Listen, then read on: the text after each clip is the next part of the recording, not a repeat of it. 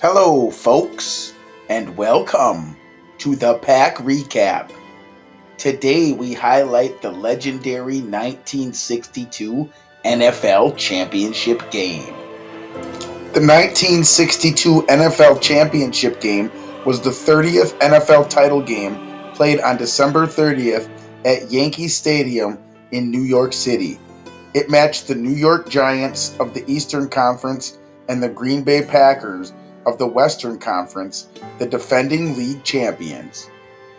The Packers were led by Hall of Fame head coach Vince Lombardi in his fourth year, and the Giants by Ali Sherman in his second season. Green Bay was favored by 6.5 points. The attendance for the game was 64,892, and the weather during the game was so cold that television crews used bonfires to thaw out their cameras, and one cameraman suffered frostbite. The conditions also made throwing the ball difficult. Green Bay won 16-7, behind the performances of the game's most valuable player, linebacker Ray Nitschke, and fullback Jim Taylor. Right guard Jerry Kramer, filling in as place kicker for the injured Paul Hornung, scored 10 points with 3 field goals and an extra point. The Giants fumbled twice, with Nitschke recovering both for the Packers, while the Packers recovered all 5 of their own fumbles and intercepted a Giants pass. This was the third and final NFL title game played at Yankee Stadium. The others were in 1956 and 1958, with the Giants winning the first. There was not another NFL title game in Greater New York City for 51 seasons. Previous championship games hosted by the Giants in New York were played across the Harlem River at the Polo Grounds in 1934, 1938, 1944, and 1946.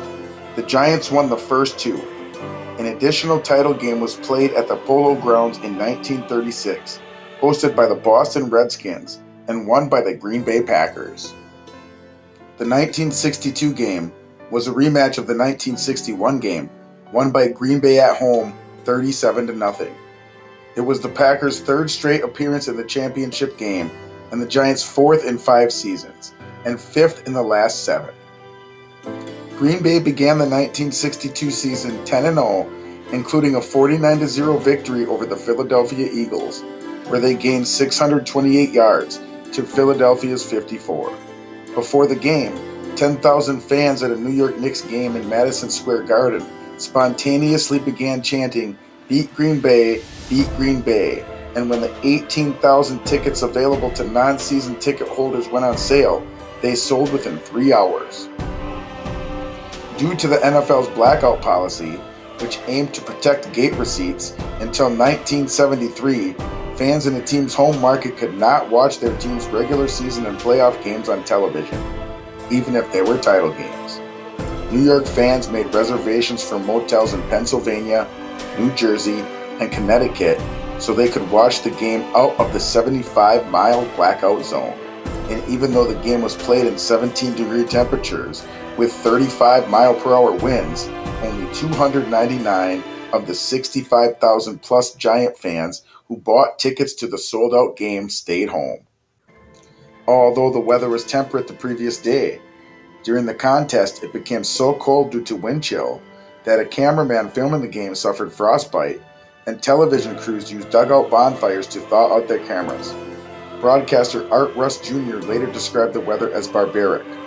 The cold conditions favored the Packers, who used a run-oriented offense led by Taylor, while the Giants featured a more pass-heavy offense led by quarterback Y.A. Tittle, who had passed for 3,224 yards and 33 touchdowns in the regular season.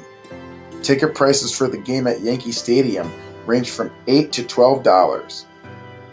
The wind caused the ball to be blown off the tee 3 times during the opening kickoff, and a Green Bay player had to hold the ball onto the tee so Willie Wood, who was later ejected for bumping back Judge Tom Kelleher, could kick it off. After a Jerry Kramer field goal made the score 3-0 in favor of Green Bay in the first quarter, the Giants drove to the Green Bay 15-yard line behind short passes from Tittle. Tittle then tried to hit tight end Joe Walton near the goal line, but a timely Packer blitz by Forrester and Nitschke allowed the latter to deflect the pass, which was intercepted by fellow linebacker Dan Curry. During most of the first and second quarter, the teams ran the ball for short gains. The Giants repeatedly hit Taylor hard, and he suffered cuts to his arm and tongue. Near halftime, the Giants' Phil King fumbled on their own 28, and Nitschke recovered. A halfback option pass from Paul Hornung to flanker Boyd Dowler took the Packers to the Giants' 7-yard line. On the following play, Taylor used an outside fake before going back inside to run untouched into the end zone.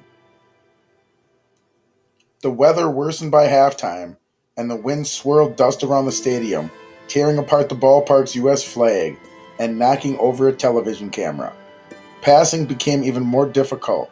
The longest pass of the day was a 25-yard one from Tittle to Walton. After blocking a Max McGee punt and recovering it for a touchdown to pull the game to 10-7 in the third quarter, the Giants' defense forced the Packers into a 3-and-out on their next possession. Sam Horner fumbled on a punt return at the Giant 42-yard line, however, and Nitschke recovered. 5 plays later, Kramer kicked a field goal to make the score 13-7.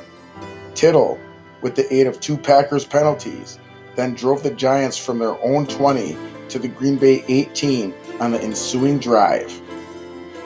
New York then incurred 2 holding penalties, pushing them back to their own 40-yard line and ending their drive. Holding penalties at the time were assessed from the spot of the foul. Led by Taylor, who repeatedly ran for key first downs, the Packers advanced the ball down to the New York end of the field, where Kramer kicked a third field goal on 5 attempts to make the score 16-7 with under 2 minutes to play. Tittle led a desperation drive, which ended at the Packers 7 as time ran out. Green Bay recovered all 5 of their fumbles during the game, while the Giants lost both of theirs. Kramer had not played in the previous year's title game after a lower leg injury in late October sidelined him for the rest of the 1961 season. A few hours after this game, Nitschke, who was the game's most valuable player, appeared on CBS TV's What's My Line, wearing thick eyeglasses and a dark conservative suit to hide his size. Panelists Martin Gable and Bennett Kerf, both of whom were at the game and both Giants fans, recognized him. As the game's outstanding player, Nitschke was awarded a 1963 Chevrolet Corvette by Sport magazine. Ed Sable's film company, Blair Motion Pictures, paid $3,000 for the film rights to the game. The company would later become NFL Films.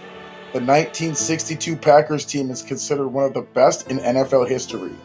11 members of the 1962 Packer team are in the Hall of Fame in Canton, Ohio.